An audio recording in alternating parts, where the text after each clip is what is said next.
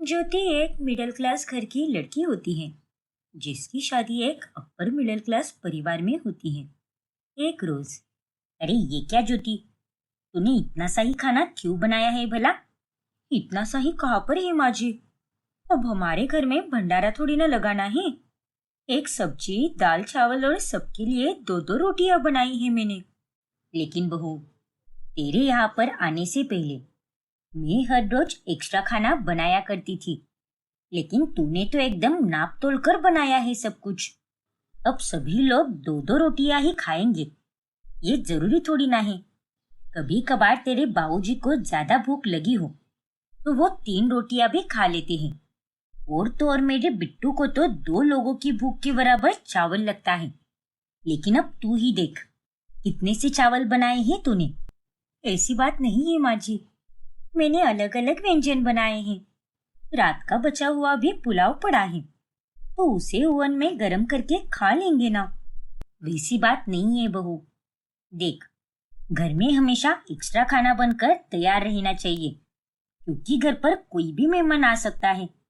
और कभी कोई भिखारी या फिर कोई जरूरतमंद हमारे दरवाजे पर आ गया तो उन्हें देने के लिए हमारे पास थोड़ा बहुत खाना तो होना चाहिए ना। जी माँ जी, लेकिन वो हर रोज थोड़ी ना आएंगे हमारे घर पर। और ऐसे उनके लिए हम खाना बनाते रहे तो सारा का सारा खाना वेस्ट होता रहेगा ना। अन्न का अनादर करना बिल्कुल पाप के समान है। और मैं मानती हूँ कि ऊपर वाले की कृपा से हमारे पास उतने पैसे हैं कि हम खुद भी खा सके और दूसरों का भी पेट भर सके। लेकिन हमें इस तरह से राशन की बर्बादी नहीं करनी चाहिए। तभी वहां पर परिमल आता है।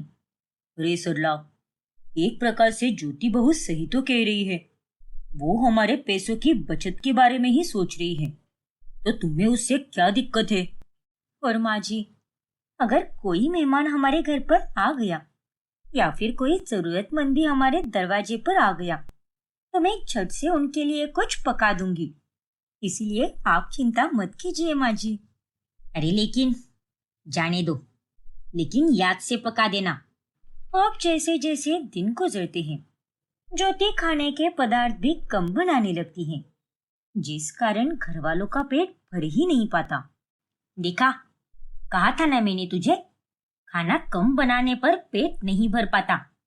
आज मेरे बिट्टू को एक और पराठा खाने की बहुत इच्छा थी, लेकिन वो खा ही नहीं पाया। पर माँ जी, एक्स्ट्रा खाना बनाने से खाना कभी कभी वेस्ट भी हो सकता है ना, इसलिए मैं ज्यादा खाना बनाती ही नहीं। प्लीज बात को समझने की कोशिश तो कीजिए। अरे पर देखिए माँ जी, अगर अंशुल को एक्स्ट्रा पराठा खाने की इतनी ही इच्छा थी तो आप ही उसे बनाकर दे देती ना। पराठे का मसाला मैंने फ्रिज में ही रखा था, आटा भी गूंदा हुआ था, तो आपको उसे बनाकर देने में क्या दिक्कत हो रही थी? अरे मैंने उसे पूछा था, लेकिन वो जल्दी में था। उसके ऑफिस में कुछ जरूरी प्रोग्राम है आज, इसीलिए उसने मुझे बनाने के लिए मना कर दिया। और वही तो मैं कह रही हूँ, अगर तू पहले से ही गिन चुनकर बनाने की जगह पर एक दो पराठे एक्स्ट्रा के बनाकर भी रख देगी तो मैं उसे 1 मिनट में ओवन में गरम करके दे सकती थी। लेकिन नहीं, उससे तो वो भी नहीं होता। ज्योति को इतना समझाने के बावजूद भी वो अपनी कम खाना बनाने की आदत बंद ही नहीं करती। ऐसे ही एक दिन जब वो सभी लोग बाहर खाना खाने जाते हैं, तभी अरे वाह, मैं तो ये जंबो बर्गर भी खाऊंगी और यहाँ का स्पेशल चीज केक भी। कमाल है बहू, वैसे तो तू घर में कितनी बचत के बारे में सोचती रहती है और यहाँ पर आकर तो इतना सब खा रही है। हाँ तो अब मैं ये सब भी ना खाऊं क्या? ठीक है माँ जी, माफ कर दीजिए मुझे, मैं कुछ ज्यादा ही फैल गई। एक काम करो अंशुल, तुम कुछ ऑर्डर ही मत करो, जो कुछ बचा कुचा रहेगा मैं वही खा लूंगी। अरे क्या तुम भी ज्योति, ये कैसी बातें कर रही हो? माँ के कहने का मतलब वो नहीं था जैसे तुम समझ रही हो। नहीं अंशुल, अब रहने दो, मुझे कुछ भी नहीं चाहिए। ये बहू, ज्यादा नाटक मत कर। और मैंने तुझे कुछ गलत थोड़ी ना कहा है। अरे तुझे जितना खाना है तो खा सकती है, लेकिन मैं तो बस ये बोल रही हूँ कि तू घर में भी ऐसी ही ज्यादा मात्रा में खाना बनाएगी तो तेरा कुछ बिगड़ नहीं जाएगा। ये क्या चल रहा है सरला? अब तुम यहाँ पर शुरू मत हो जाओ। बहू को जरा चैन से खाने दो। देखिए परिमल जी, मैं कुछ शुरू नहीं हो रही, मैं तो बस ये कह रही हूँ। बस सरला, इन सब के बारे में घर जाकर बात कर सकते हैं, लेकिन अभी नहीं। अभी शांति से खाना खा लेते हैं। इस तरह से परिमल सरला को चुप करा देता है। फिर एक दिन जब अचानक से दरवाजे पर एक भिखारी आता है, तभी सरला मौसी, हमेशा जब भी मैं इस गली से होकर गुजरता हूँ तब आप मुझे अच्छा खाना देती हो, वरना बाहर के लोग तो हम जैसे भिखारियों को बासी या गंदा खाना ही देते हैं। तो आज आपने क्या बनाया है? 2 दिन से मैंने कुछ भी नहीं खाया है। बहुत भूख लगी है मौसी। हे भगवान, माफ करना बेटा, आज दोपहर में जितना खाना बनाया था वो अब सब खत्म हो चुका है। अरे नहीं, मैं बड़ी उम्मीदों के साथ आया था आपके दरवाजे पर। हमें तो मंदिर में भी कुछ भी नहीं मिलता। जो लोग अच्छे और साफ सुथरे कपड़े पहनते हैं, भंडारे में बस उन्हीं को खाना दिया जाता है, लेकिन हम लोगों को तो दूर से ही भगाया जाता है। रुक जा, मुझे बस 2 मिनट दे दे, मैं अब भी कुछ लेकर आती हूँ। ये जूती भी बाहर चली गई है। 1000 बार कह चुकी हूँ मैं उससे कि एक्स्ट्रा का खाना बनाया कर, लेकिन आज उसकी इसी गंदी आदत के कारण मुझे इस बेचारे जरूरतमंद को भूखे पेट जाने देना होगा। फिर सरला रसोई में पड़े कुछ फरसान और बिस्किट पैक करती है और वो उसे उस भिखारी को दे देती है। मैं तुझसे फिर से माफी मांगती हूँ बेटा, लेकिन आज एक्स्ट्रा का खाना बना ही नहीं था, इसीलिए मैं तुझे ये थोड़ा बहुत नाश्ता दे रही हूँ। और ये 200 रुपए भी रख ले, अच्छी जगह जाकर कुछ अच्छा सा खा लेना। माफी मत मांगिए मौसी, आपने मुझे इतना सब दिया, वही बहुत है मेरे लिए। और आपका बहुत बहुत धन्यवाद। भगवान आपको हमेशा खुश और स्वस्थ रखे। आता हूँ मौसी। हाँ बेटा, अपना ध्यान रखना, और अगली बार अगर आएगा तब मैं तुझे पेट भरकर खाना खिलाऊंगी। फिर बाद में, क्या? और नहीं तो क्या, तेरे कारण आज मुझे कितना दुख हो रहा है। वो लड़का हर 15 दिनों में इस गली की फेरी लगाता है और मैं उसे पेट भरकर खाना भी देती हूँ, लेकिन आज पहली बार तेरे कारण मुझे उसे भूखे पेट भेजना पड़ा। ओफो माँ जी, अब मुझे क्या पता था कि वो लड़का यहाँ पर आने वाला है, और अगर पता होता तो मैं पहले ही बना देती ना। अरे तुझे मैंने कई बार कहा था, लेकिन तूने मेरी एक नहीं सुनी।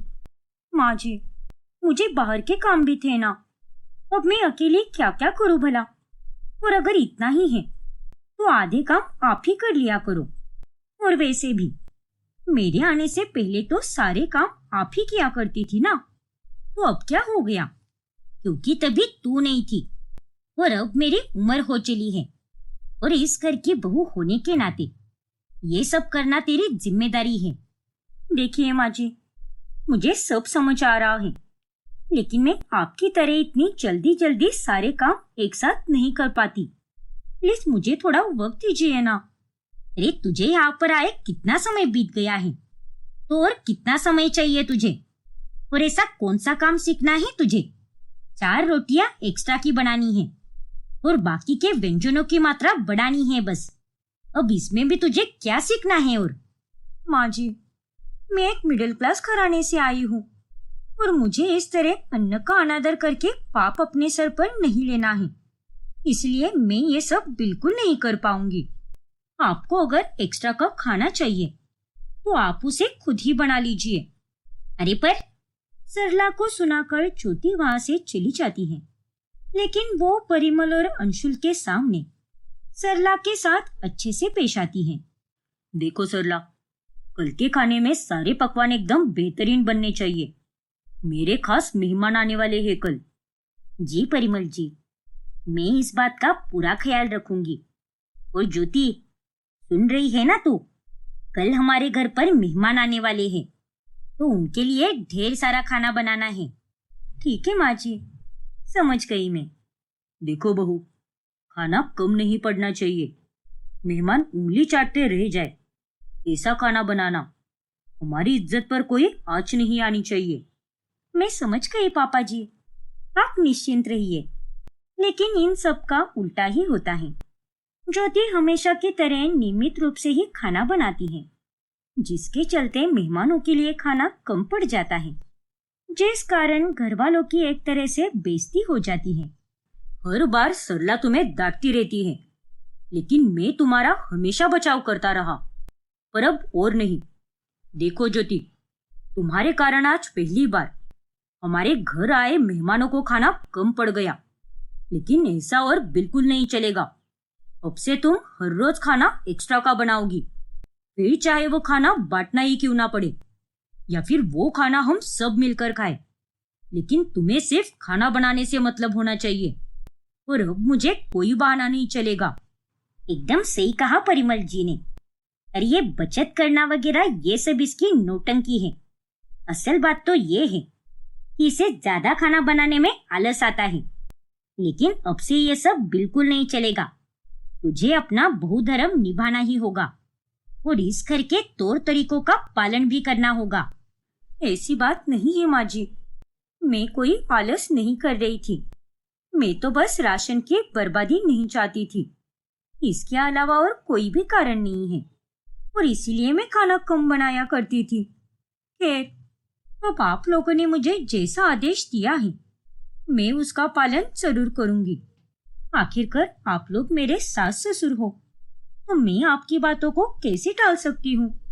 फिर उस दिन के बाद से ज्योति हर रोज 2 प्रकार की सब्जियां, ढेर सारी रोटियां, 2 प्रकार की दाल और चावल और मीठे पकवान बनाया करती है।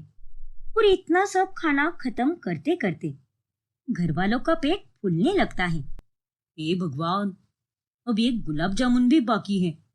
ना बाबा ना, मैं तो ये बिल्कुल नहीं खा पाऊंगा, क्योंकि अगर मैंने इसे खा लिया तो मेरा तो पेट आज फटकर ही रहेगा। अरे कैसी बातें कर रहे हो अंशुल, चलो जल्दी से खाओ। ये गुलाब जामुन बहुत ही स्वादिष्ट बने हैं।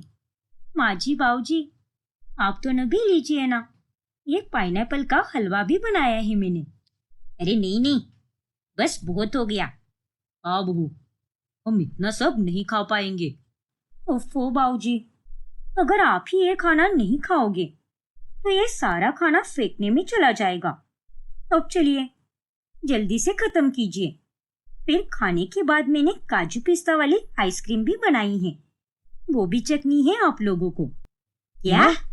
अब ज्योति जानबूझकर हद से ज्यादा खाना बनाने लगती है, और वो खाना वो बाहर गरीबों में भी बांटने लगती है, जिस कारण अब उसके घर के बाहर लोगों की लाइन लगी रहती है। हे भगवान, ये बहू क्या कर रही है सरला? अगर ऐसे ही चलता रहा तो 1 महीने का राशन 1 हफ्ते में ही खत्म कर देगी ये। मुझे भी कुछ समझ ही नहीं आ रहा। जब हम लोग इसे ज्यादा खाना बनाने के लिए बोलते रहते थे, तब ये मोहतरमा खाना कम बनाती थी, पर अब जब ये ज्यादा खाना बनाने लगी है तो ये तो हद से ज्यादा खाना बना रही है। दिन ब दिन ये तो हद पार करती जा रही है। जब वो लोग उसे डांटने जाते हैं तभी, अरे माँ जी, ये आप क्या बोल रही हो? अब आपने ही तो कहा था ना मुझे कि हमें गरीबों को खाना देते रहना चाहिए, और आपके दरवाजे पर हर 15 दिन में जरूरतमंद गरीब लोग खाना मांगने आते हैं, और इसीलिए मैंने आपकी बात का मान रखा, और वही तो कर रही हूँ मैं। अरे लेकिन इतना बेहिसाब मान कौन रखता है? तू अगर पूरे गांव को खाना बांट देगी तो हम लोग क्या खाएंगे? हमारे पास क्या कोई पैसों का पेड़ लगा हुआ है क्या? माफ करना माँ जी, लेकिन मैं तो बस वही कर रही हूँ जो आप लोगों ने मुझे करने के लिए कहा है। ज्योति की हरकतें कम होने का नाम ही नहीं लेती। ऐसे ही एक दिन, आज तो मैं 15 नहीं 40 रोटियां बनाऊंगी, और जब ये सारा खाना फेंकने में जाएगा तभी इन्हें पता चलेगा, और फिर ये लोग अपनी औकात में आकर फिर से मुझे नियमित रूप से ही खाना बनाने के लिए कहेंगे। तब भी मैं सोचूं कि तू अचानक से इतनी कैसे बदल गई। तो तू ये सब को जानबूझकर कर रही थी ताकि हम तुझे थक हार कर ये सब बंद करके फिर से पहले जैसा कम खाना बनाने के लिए कह सके। अरे नहीं माँ जी, मैं तो वो। अरे चुप हो जा। मुझे तुझसे ये उम्मीद बिल्कुल नहीं थी ज्योति। पता नहीं था मुझे कि तेरे इस मासूम सूरत के पीछे इतनी चालाकी छुपी हुई है। रुक जा, अभी तेरे बाबूजी और पति को बताती हूँ। अरे नहीं माँ जी, उनसे कुछ भी मत कहिए। मैं जानती हूँ कि मैंने गलत किया है। और सच कहूँ माँ जी, तो मुझे इतना सारा काम करने में आलस आ रहा था, इसलिए मैंने कभी आपकी बात नहीं मानी और बस अपना ही चलाती रही। प्लीज मुझे माफ कर दीजिए माँ जी, लेकिन आज के बाद मैं आपको कभी निराश नहीं करूंगी। आप जितना कहोगे मैं उतना ही खाना बनाऊंगी और उसमें कोई ड्रामा नहीं करूंगी। मैं तुझ पर यकीन बिल्कुल नहीं कर सकती। ऐसा मत कीजिए ना माँ जी। हर किसी को सुधरने का एक आखिरी मौका तो मिलना ही चाहिए ना। प्लीज माँ जी, प्लीज मुझे माफ कर दीजिए। मैं अपने आप में अच्छा बदलाव लाकर ही रहूंगी, पक्का माँ जी। लेकिन मुझे बस एक मौका दीजिए। ज्योति के कई बार कहने पर सरला उसे माफ कर देती है, जिसके बाद वो अपने स्वभाव और हरकतों में अच्छा बदलाव लाने लगती है, जिस कारण करके सभी लोग उस पर खुश रहने लगते हैं। रुचिता और अनुज दोनों शहर में रहते हैं और गांव से उनके घर वाले कुछ दिन के लिए वहां पर रहने आते हैं। और तभी माफी चाहती हूँ, जरा देर हो गई ना मुझे नाश्ता बनाने में। पर ये देखिए, मैंने आप सबके लिए मोमोज बनाए हैं। मोमोज? अब ये क्या है भाभी? ये तो गणपति जी की प्रिय मिठाई मोदक लग रही है। और नहीं तो क्या बहू। अरे हम ये मोदक नहीं खाने वाले। बहुत भूख लगी है हमें। नाश्ते में कुछ खाने लायक तो बनाती। ओफो माँ जी, बिना खाए ही आप लोग बातें बना रहे हो। एक बार खाकर तो देखिए। हाँ माँ, एक बार टेस्ट तो कीजिए। फिर जब वो तीनों मोमोज खाते हैं तभी एकदम वो दीवानी हो जाते हैं। क्या बात है, ये जो भी है बहुत ही स्वादिष्ट है। सच में इसे खाकर तो एकदम मजा ही आ गया। वाकई में बहू, ये नाश्ता तो एकदम कमाल का बना है। और नहीं तो क्या। अरे तू तो एकदम छुपा रुस्तम निकली बहू। कितनी बार गाँव आई है, लेकिन तूने तो वहां पर एक बार भी मोमोज नहीं बनाए। वैसी बात नहीं है माँ जी, बनाने का कभी मौका ही नहीं मिला। लेकिन अब तो आप लोगों ने खा लिया ना, और आप सबको मोमोज पसंद भी आ गए। और ये जानकर मुझे बहुत खुशी हुई। Thank you so much. भाभी, मैं तो और खाऊंगी। और हाँ, मुझे इस बार थोड़ी ज्यादा चटनी देना। और मैं भी खाऊंगा बहू। अगर ये दोनों खाएंगे तो मैं क्या चुप बैठूंगी क्या? नहीं नहीं, मुझे भी और चाहिए। अच्छा बाबा ठीक है, मैं और बना देती हूँ ताकि आप सब लोग पेट भर कर खा सके। मैं बस अभी आई। अब रुचिता रसोई में जाकर ढेर सारे मोमोज बनाती है, जिन्हें उसके ससुराल वाले बड़े ही चाव से खाते हैं।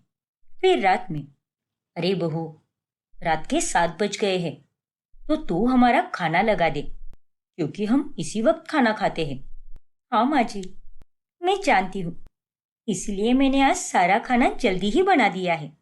और वैसे भी आज मुझे ऑफिस को छुट्टी थी, और इसीलिए मैंने आप सबके लिए मेरी स्पेशल पाव भाजी बनाई है, वो भी एकदम मुंबई स्टाइल वाली। ठीक है बहू, अब जल्दी परोस हम सबके लिए। रुचिता अब सबके लिए खाना परोसती है। और तभी, अरे माँ, मुझे ये पाव भाजी खाकर इतना मजा ही नहीं आ रहा। मोमोज की बहुत याद आ रही है। मुझे भी वंदना। सुबह के मोमोज खाकर तो हमारा पेट भर गया, लेकिन मन अभी तक नहीं भरा। सुन तो बहू, दोपहर को बनाए हुए मोमोज बचे हैं क्या अभी तक? अरे नहीं माँ जी, सारे मोमोज खत्म हो गए थे, बस 4-5 ही बचे थे, तो मैंने उसे हमारी पड़ोसन को दे दिए। ये तूने क्या कर दिया बहू? अगर वो 4-5 मोमोज बचा लेती तो क्या बिगड़ जाता तेरा? समाज सेवा करने का बहुत चस्का लगा है तुझे शायद। अरे ऐसा नहीं है माँ जी, हमारी पड़ोसन जब भी कोई स्पेशल बनाती है तब वो हमें भी देने आती है, इसीलिए मैंने भी उसे मोमोज दे दिए। अरे पर अब तेरे उस पड़ोसन को मोमोज देने के कारण हम कुछ भी नहीं खा पा रहे ना। एक काम कर, जाकर फिर से मोमोज बना। तब तक हम सब तेरा इंतजार करेंगे। क्या? लेकिन माँ जी, मैंने पहले ही इतनी मेहनत करके आप सबके लिए पाव भाजी बनाई है, तो इसे ही खा लीजिए ना। मोमोज तो मैं बाद में कभी बना दूंगी। वैसे भी आप लोग इतनी जल्दी थोड़ी ना गाँव जा रहे हो। नहीं बहू, हमें पाव भाजी के साथ मोमोज भी खाने हैं। अब जा, जल्दी से बना दे। हाँ बहू, अरे हम तो यहाँ पर कितने समय के बाद आए हैं, तो तुझे तो हमारी एक्स्ट्रा सेवा करनी चाहिए। ठीक है, मैं अभी बना कर लाती हूँ। अब रुचिता को ना चाहकर भी सबके लिए मोमोज बनाने ही पड़ते हैं और ये सिलसिला यूं ही जारी रहता है, जिस कारण वो बहुत परेशान हो जाती है। अब तो हद हो गई इन लोगों की। जब से इन लोगों ने पहली बार मोमोज खाए हैं, तब से पागल हो चुके हैं। मोमोज के सिवा इन्हें कुछ दिखाई भी नहीं दे रहा। ये तुम कैसी बातें कर रही हो रुचिता? अब मेरे घर वाले इतने समय के बाद शहर आए हैं, आ गए होंगे उन्हें मोमोज पसंद, और इसीलिए तुमसे इतनी बार बनवाए हैं उन्होंने, और तुम हो के उसमें भी उन्हें ताने दे रही हो। मैं समझ सकती हूँ अनुज कि अगर किसी को कुछ पसंद आता है तो हम उसे कितना खाते हैं, लेकिन यहाँ तो तुम्हारे घर वाले एकदम दीवाने हो गए हैं मेरे हाथ के मोमोज खाने के लिए, और इसीलिए मुझे बहुत परेशानी हो रही है। अरे उनमें थोड़ा तो संयम होना चाहिए ना। जानता हूँ रुचिता, पर तुम भी ये बात ध्यान में रखो ना कि वो लोग शहरी नहीं हैं, तो तुम उनसे ऐसे बर्ताव की उम्मीद क्यों रख रही हो? ये सब तो कहने वाली बातें होती है अनुज। इंसान चाहे गांव से हो या शहर से हो, उसके संस्कार ही दर्शाते हैं ये कि वो सबके साथ किस तरह से पेश आता है। इतना कहते हुए रुचिता वहां से चली जाती है।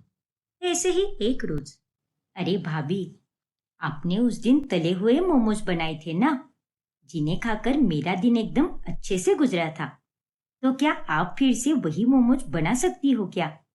हाँ बहू, और मुझे नॉनवेज मोमोज खाने हैं, वो भी उबले हुए, तो वो भी बना दे तू। माफ करना, लेकिन मैं आप दोनों की इच्छा पूरी नहीं कर सकती, क्योंकि मुझे ऑफिस जाने में देर हो रही है। ये तू क्या कह रही है बहू? अरे तेरी घर गृहस्थी ज्यादा जरूरी है या ऑफिस जरूरी है? पहले अपने घर वालों की सेवा करनी चाहिए, फिर बाद में ऑफिस देखना चाहिए। पर यहाँ तो कुछ और ही चल रहा है तुम्हारा। वैसे माँ जी, देखा जाए तो मैंने अब तक आप लोगों की सेवा में कोई कमी नहीं छोड़ी है, पर अब मेरा ऑफिस जाने का समय हो गया है, और ऐसे में आप लोग अगर मुझे इतना लेट बताओगे तो कैसे चलेगा? उसे बनाने में देर लगती है और मेरे पास इतना टाइम नहीं है। फिर रुचिता के जाने के बाद यशपाल उर्मिला और वंदना से कहता है, अरे तुम दोनों चिंता मत करो, पास ही में एक बाजार है और वहां पर मोमोज वाला ठेला लगाता है, तो घर पर खाने को नहीं मिला तो क्या हुआ, हम बाहर जाकर तो खा ही सकते हैं ना। अरे वाह पापा, आप तो एकदम कमाल हो। चलो अब हम तीनों जल्दी से बाजार के ठेले में जाकर मोमोज खाते हैं। ये मोमोज ना खाकर तो मुझे बेचैनी हो रही है, ऊपर से पेट में गुड़गुड़ भी हो रही है। इसीलिए जब इसमें मोमोज जाएंगे तभी जाकर मेरे पेट को आराम मिलेगा। हाँ बेटा, मेरी भी हालत यही है। पता नहीं क्या नशा है इन मोमोज में कि इन्हें कितना भी खाओ मन ही नहीं भरता। अरे आज तक मैंने इतनी स्वादिष्ट डिश कभी नहीं खाई। सच में इसे खाकर तो मजा ही आ गया। वो तीनों अब ठेले के मोमोज खाते हैं। फिर रात में, और माँ जी, मैंने सुना कि आज आप तीनों बाहर ठेले के मोमोज खाकर आए हो, तो कैसे लगे आपको? ठेले के मोमोज मेरे मोमोज से बेहतर थे ना? अरे नहीं भाभी, ये आपकी गलतफहमी है। वैसे ठेले के मोमोज भी अच्छे ही थे, पर उस दिन आपने जो घर पर बनाए थे वो बहुत बढ़िया थे, और उससे आपकी तुलना करना बहुत गलत होगा। हाँ बहू, वंदना बिल्कुल सही कह रही है, और मैं समझ सकती हूँ कि अब तो तू कामकाज के कारण व्यस्त है, पर रविवार को जब तेरी छुट्टी होगी तब तू हम सबके लिए सुबह सवेरे मोमोज बना देना। हाँ बहू, और वो भी ढेर सारे, ताकि हम तीनों दिन भर उसे खाने का आनंद उठा सके। और कोशिश भी करना कि तुम अलग अलग प्रकार के मोमोज बनाओ। मैंने ठेले पर सुना था कि मोमोज में भी अलग अलग प्रकार होते हैं। हाँ पापा जी, समझ गई मैं। मुझे लगा था कि बाहर के मोमोज इन्हें पसंद आ जाएंगे, लेकिन इन लोगों ने तो ठान ही लिया है कि ये लोग मेरा जीना दुश्वार करके ही रहेंगे। और अब रविवार के छुट्टी के दिन भी मुझे सबके लिए सुबह जल्दी उठकर ढेर सारे मोमोज बनाने होंगे। मन में तो कभी कभी ये ख्याल आता है कि शादी ही क्यों की मैंने, क्योंकि आज अगर मैं घर पर होती तो मस्त बेड पर बैठ के मोमोज पेल रही होती। अब रुचिता रविवार की सुबह जल्दी उठकर सबके लिए तरह तरह के मोमोज बनाती है। ये लीजिए, ये चिकन मोमोज, तंदूरी मोमोज एंड कुरकुरे मोमोज। और हाँ, पनीर मोमोज भी बनाए हैं मैंने। खाइए और बताइए कैसा बना है। अरे वाह भाभी, इन्हें देखकर तो मेरे मुंह में पानी ही आ गया और मुझसे तो अब एक पल भी नहीं रुका जाएगा। अति उत्तम बहू, बहुत स्वादिष्ट बने हैं। हाँ रुचिता, अमेजिंग यार, ऐसे मोमोज तो कोई भी नहीं बनाता। वैसे मानना पड़ेगा, मैं इतने सालों से शहर में रह रहा हूँ, लेकिन तुमसे अच्छा मोमोज तो कोई और बना भी नहीं सकता। शुक्रिया अनुज। वैसे भाभी, मैं तो कहती हूँ कि आप भी घर के बाहर ठेला लगा लो और छोड़ दो ये नौकरी। ठेले पे मोमोज बेचकर दिन भर में कितने सारे पैसे कमाओगे आप। अरे वो सब इतना आसान नहीं होता वंदना। कहने में तो सब आसानी से कह देते हैं, पर उस एक ठेले को संभालने में काफी दिक्कतें आती हैं। इसलिए फिलहाल के लिए मैं अपनी नौकरी में ही संतुष्ट हूँ। और रही बात तुम्हारे ठेले की, तो उसके बारे में मैंने अभी तक कुछ सोचा नहीं है। पर फिर भी मेरी इतनी तारीफ करने के लिए तुम्हारा बहुत धन्यवाद। पर वो लोग सारे मोमोज बचा कर रखते हैं और दिन भर वही खाते रहते हैं। जब रुचिता रसोई में जाती है तब सारा खाना वैसे का वैसा देखकर उसे बहुत गुस्सा आता है। छुट्टी होने के बावजूद भी मैंने सबके लिए कितना सारा खाना बनाया, पर ये लोग तो इतने बेवकूफ हैं कि सुबह से लेकर शाम तक बस मोमोज ही टूसे जा रहे हैं। और इनके इस मोमोज खाने की बुरी आदत ने तो मेरे नाक में दम करके रख दिया है। रुचिता हफ्ते भर अब अपने काम में ही व्यस्त रहती है, जिस कारण वो तीनों मोमोज बाहर जाकर खाया करते हैं। फिर एक रोज, अरे वंदना, ऊपर कमरे में मेरी एक नीली वाली फाइल है, जरा जाकर लेकर आना तो। ठीक है भैया, अभी लाती हूं मैं। फिर वंदना फाइल लेकर आती है और वो बहुत थक जाती है। अरे क्या हुआ तुझे वंदना? तू तो बस एक सीढ़ी चढ़कर ही थक गई। क्या हुआ है तुझे?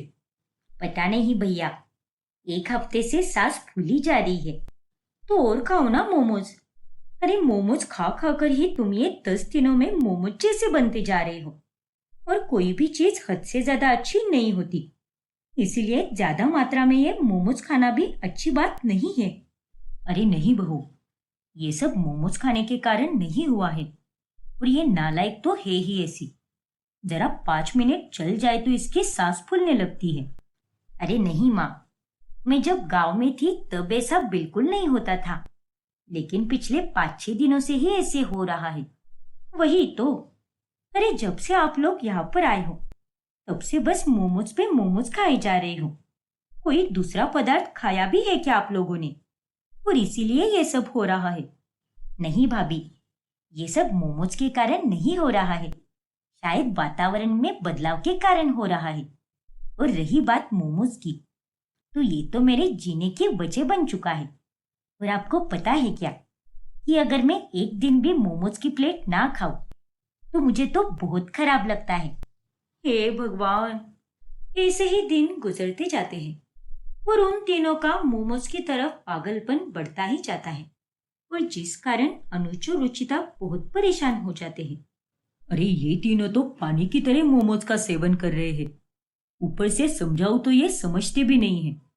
तब समझ आया ना कि मैं पहले दिन से ही इस बात के खिलाफ क्यों थी।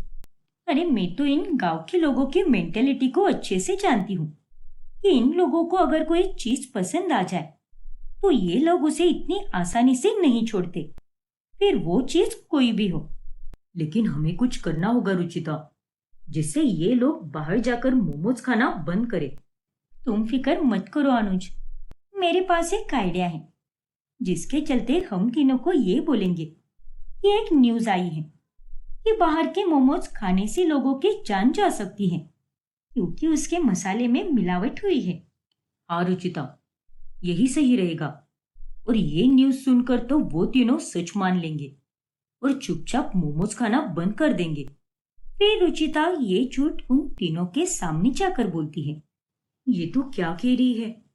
बाजार में मिलने वाले मोमोज में मिलावट हो रही है। बाप रे, अब तो हम बाहर के मोमोज खा ही नहीं पाएंगे। और खाना भी नहीं चाहिए। अरे मेरा एक दोस्त है और उसके परिवार के एक सदस्य का ज्यादा मोमोज खाने के कारण देहांत हो गया। हे भगवान! बहू, अब तू ही घर पर हमें मोमोज बनाकर दिया कर। अब से हम बाहर का कुछ भी नहीं खाएंगे। पर माँ जी, मैं आपसे पहले भी कह चुकी हूँ कि ऑफिस के कारण मुझे मोमोज बनाने का समय नहीं मिल पाता। अरे तो फिर तू इस वंदना को ही सिखा देना, ये बनाया करेगी। वैसे भी कुछ दिनों के बाद जब हम गांव चले जाएंगे तब भी हम घर पर मोमोज ही बनाएंगे, क्योंकि गांव में ये सब कहाँ पर मिलता है। इसलिए तू ये मोमोज बनाना वंदना को ही सिखा दे। हाँ भाभी, और मैं तो ये मोमोज सीखने के लिए बहुत उत्सुक हूँ। अच्छा ठीक है माँ जी, मैं सिखा दूंगी इसे। ये लोग ऐसे नहीं मानेंगे।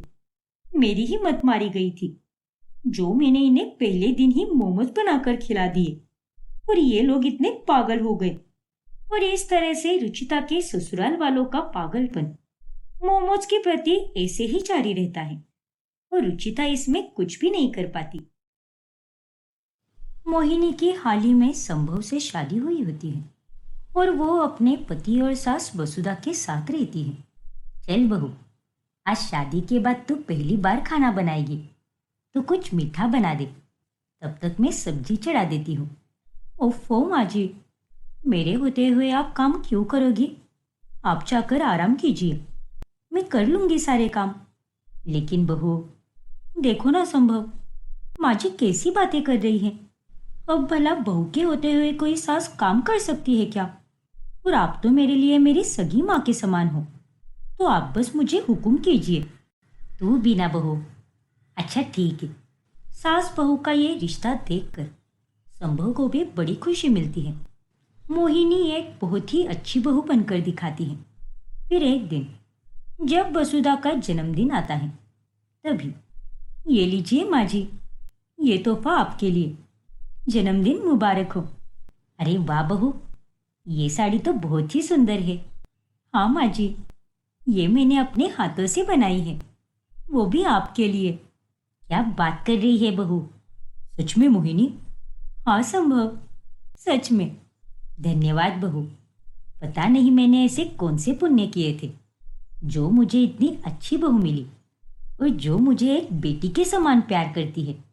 हाँ तो मैं तो आपकी बेटी ही हूँ ना माँ जी। हाँ बेटी, वो तो है। ऐसे ही एक रोज जब संभव और मोहिनी घूमने जा रहे होते हैं तभी, ये लो बच्चों, ये थोड़े और कपड़े हैं, अच्छे से घूम कर आओ। और हाँ, मुझे फोन करते रहना। अरे माँ जी, घूमने के लिए सिर्फ हम दोनों नहीं जा रहे हैं, आप भी हमारे साथ चलोगी क्या? लेकिन बहू। अरे माँ, आपके बिना हमारा सफर अधूरा रहेगा और आप यहाँ पर अकेली कैसी रहोगी? नहीं नहीं, आपको हमारे साथ चलना ही होगा। हाँ माँ जी, 100 बात की एक बात, अगर आप हमारे साथ नहीं चलोगी तो हम दोनों भी नहीं जाएंगे। अरे क्या तुम भी बहू, आज के जमाने में जहाँ बहुएं परिवार को छोड़कर अपना स्वार्थ देखती है, वही तुम अपनी सास को सम्मान देकर उसे कभी नहीं भूलती। वाकई में, सही मायने में तुम एक आदर्श बहू हो। शुक्रिया बहू। इसमें कैसा शुक्रिया माँ जी? आइए, अब हम दोनों मिलकर आपकी पैकिंग करते हैं, बहुत मज़ा आएगा आज तो। फिर मोहिनी अपनी सास वसुधा को भी साथ लेकर जाती है। फिर कुछ ही दिनों बाद संभव को विदेश से नौकरी का बुलावा आता है और वो वहीं पर चला जाता है, जिसके बाद अचानक से मोहिनी का स्वभाव पूरी तरह बदल जाता है। अरे बहू, आज मेरा आटे का हलवा खाने का बड़ा मन कर रहा है, बना देना। लेकिन हाँ, लेकिन उसमें चीनी कम डालना। ए बुढ़िया, बस बहुत हुआ तेरा। अब मैं तेरे कोई काम नहीं करने वाली। खुद ही बना ले और खुद ही खा, वरना मैं ही तेरा हलवा बना दूंगी। क्या? ये तू क्या बोल रही है बहू? पागल पागल हो गई है क्या? और ये तो क्या नाप शनाप बके जा रही है? मैं तेरी सास हूँ, तू होश में तो है ना? हाँ माँ जी, पूरे होश में ही हूं मैं। अरे तुझे क्या लगा मैं बाकी बहुओं की तरह वो बेचारी बहू बनकर दिन रात तेरी सेवा करती रहूंगी क्या? नहीं, वो सब एक नाटक था, ताकि तेरे बेटे को शक ना हो। और अब जब तेरा बेटा यहाँ पर है ही नहीं, तो तुझे मेरे सारे हुक्मों का पालन करना होगा, वरना मैं तेरे बेटे को तेरे खिलाफ ऐसे भड़काऊंगी कि उसका और तेरा रिश्ता हमेशा हमेशा के लिए खत्म हो जाएगा। क्या? मैंने कभी सपने में भी नहीं सोचा था कि तू इस हद तक जाएगी। अरे तुझे कितना अच्छा समझा था मैंने। सच कहते हैं लोग, जो जैसा दिखता है वो वाकई में वैसा बिल्कुल नहीं होता।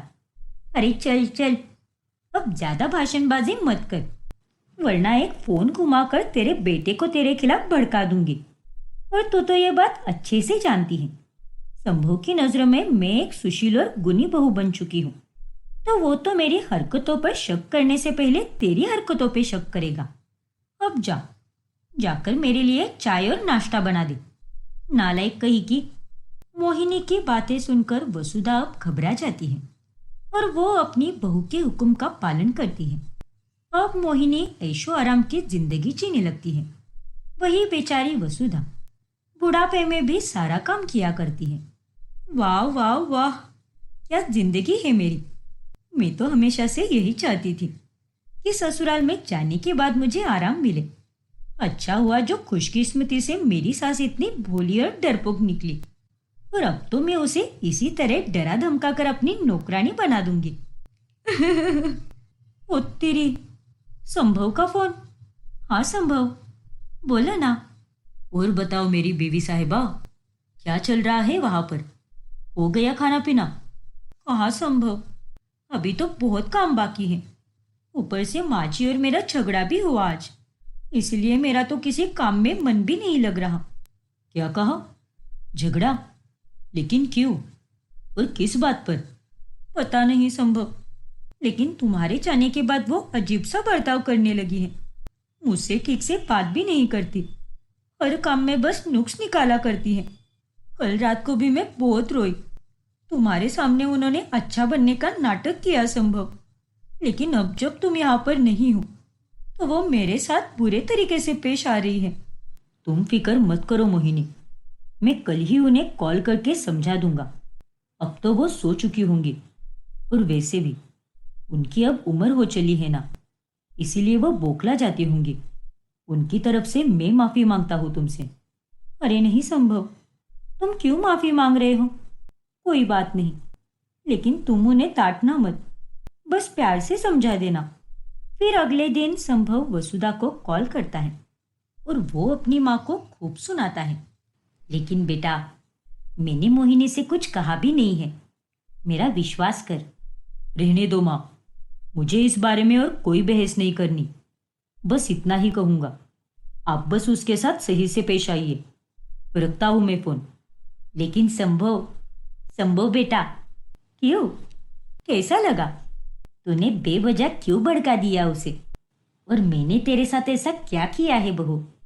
देख बुढ़िया, ये तो सिर्फ एक ट्रेलर था, ताकि तुझे समझ आए कि अगर तूने कोई भी चालाकी दिखाई और उसे मेरे बारे में सच बताया कि मैं कितनी बुरी हूं, तब तो तू गई समझ, क्योंकि तेरा बेटा तुझसे ज्यादा मेरी बातों पर भरोसा करता है। मोहिनी अब वसुधा को शारीरिक और मानसिक रूप से बहुत परेशान करती है। फिर एक दिन जब वसुधा की तबीयत गंभीर रूप से खराब होती है, तभी, अरे बहू, आज मुझसे कोई काम नहीं हो पाएगा, तू ही देख ले, कितना बुखार आया है मुझे। वो सब मैं कुछ नहीं जानती, तुझे आज सारा काम करना ही पड़ेगा, क्योंकि आज मेरी सहेलियां आने वाली है घर पर, और पूरा घर बिखरा पड़ा है। सब कुछ चकाचक लगना चाहिए, इस तरह से साफ करना होगा। और हाँ, मेरी सहेलियों के लिए कुछ बढ़िया सा भी बना देना। मेरा यकीन कर बहू, मुझसे नहीं हो पाएगा। अगर आज तूने कोई काम नहीं किया तो समझ ले तेरी इस घर से छुट्टी हो जाएगी। मैं तेरे बेटे को इस कदर भड़काऊंगी कि वो तुझे इस घर से बाहर ही निकाल देगा। ऊपर वाले से जरा तो डर। याद रखना, तकदीर का खेल कभी भी पलट सकता है। कल तू भी किसी की सास बनेगी। अरे जा जा, बढ़िया है मुझे बताने वाली। अब चल उठकर काम पर लग जा, वरना ठंडा पानी फेंक कर तेरा सारा बुखार उतारूंगी मैं। बेचारी वसुधा को मजबूरन सारा काम करना पड़ता है और रात में वो बेहोश हो जाती है, जिसके बाद उसे ठीक सुबह जाकर होश आता है। सारी जिंदगी मोहिनी वसुधा के साथ इसी तरह पेश आती है।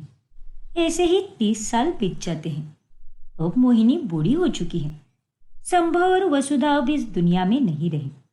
बूढ़ी मोहिनी अब अपने बेटे तुषार और बहू प्रीति के साथ रहती है। ऐसे ही एक दिन, चलो मम्मी, अभी तक आप तैयार नहीं हुई क्या? हमें मूवी देखने जाना है, याद है ना आपको? लेकिन बेटा, मैं कहाँ आ पाऊंगी अब? कितनी रात भी हो चुकी है। तुम दोनों ही चले जाओ। नहीं माँ, आपको हमारे साथ आना ही होगा। वैसे भी आप रात के 12 या 1 बजे ही सो जाती हो। लेकिन तुषार, अगर मम्मी जी को आने का मन नहीं कर रहा तो तुम उन पर जबरदस्ती क्यों कर रहे हो? रहने दो ना इन्हें घर पर ही। लेकिन प्रीति, देखो तुषार, आज मम्मी जी दिन भर घर के बाहर ही थी, इसीलिए वह थक चुकी होंगी, है ना मम्मी जी? हाँ बहू, देखा, तुम्हें तो कुछ पड़ी ही नहीं है मम्मी जी की, लेकिन मुझे पड़ी है। इनकी सेहत से बढ़कर मेरे लिए और कुछ भी नहीं है। और ठंड भी कितनी बढ़ चुकी है बाहर, और ऐसे में अगर हम उन्हें बाहर लेकर जाएंगे तो इनकी तबीयत और खराब हो सकती है। हाँ प्रीति, शायद तुम सही कह रही हो, लेकिन सच में तुम बहुत अच्छी हो यार, वरना आज के ज़माने में अपनी सास का इतना ख्याल कौन रखता है। लेकिन मोहिनी इस बात से अनजान थी कि उसकी तकदीर का खेल पलट चुका था। उसकी बहू उसके साथ ठीक वैसी ही चाल चल रही थी जैसे उसने वसुधा के साथ चली थी। प्रीति अब तुषार और मोहिनी के बीच में फूट डालने लगती है। क्या कहा? मम्मी ने तुम्हें गरम चिमटे से मारा? हाँ तुषार, ना जाने उन्हें क्या हो गया है। मैं तो उन्हें अपनी माँ की तरह मानती हूँ, लेकिन वो मुझे अपनी दुश्मन मानती है। ये सब क्या है मम्मी? अपनी बहू के साथ इस तरह से व्यवहार करते हैं क्या? नहीं तुषार बेटा, मैंने ये सब नहीं किया है। प्रीति झूठ बोल रही है। नहीं तुषार, मैं झूठ नहीं बोल रही हूँ। मम्मी जी को लगता है कि मैं उन्हें तुमसे दूर कर रही हूँ। अब मैंने थिएटर में जाने के लिए इसीलिए मना किया था, क्योंकि बाहर बहुत ठंड थी। लेकिन नहीं, इन्हें सब गलत ही लगता है। ये अचानक से आई और मुझे सुनाने लगी, और मैंने जब इन्हें जवाब दिया तो इन्होंने मुझे गरम चिमटे से मारा। नहीं बेटा, ऐसा कुछ भी नहीं हुआ है। और बहू, तू झूठ क्यों बोल रही है? बस मम्मी, मैं आपको आखिरी चेतावनी दे रहा हूँ। आइंदा से मेरी बीवी पर हाथ उठाने के बारे में सोचना भी मत। अगर इसकी कोई गलती होगी तो आपका पूरा हक बनता है, पर बिना गलती के हाथ उठाओगी तो मुझसे बुरा और कोई नहीं होगा। इतना कहकर तुषार वहां से चला जाता है। ये सब तुम क्यों कर रही हो? क्या चाहती हो तुम? मैं यही चाहती हूँ कि तुम मेरी और तुषार की जिंदगी से दूर हो जाए, वो भी हमेशा हमेशा के लिए। क्या? हाँ, और वो जल्द ही होकर रहेगा। तू तो बस देखती ही रही बुढ़िया। प्रीति के मुंह से ये शब्द सुनकर मोहिनी को अपना अतीत याद आता है और वो अब काफी परेशान हो जाती है। ये सब क्या हो रहा है?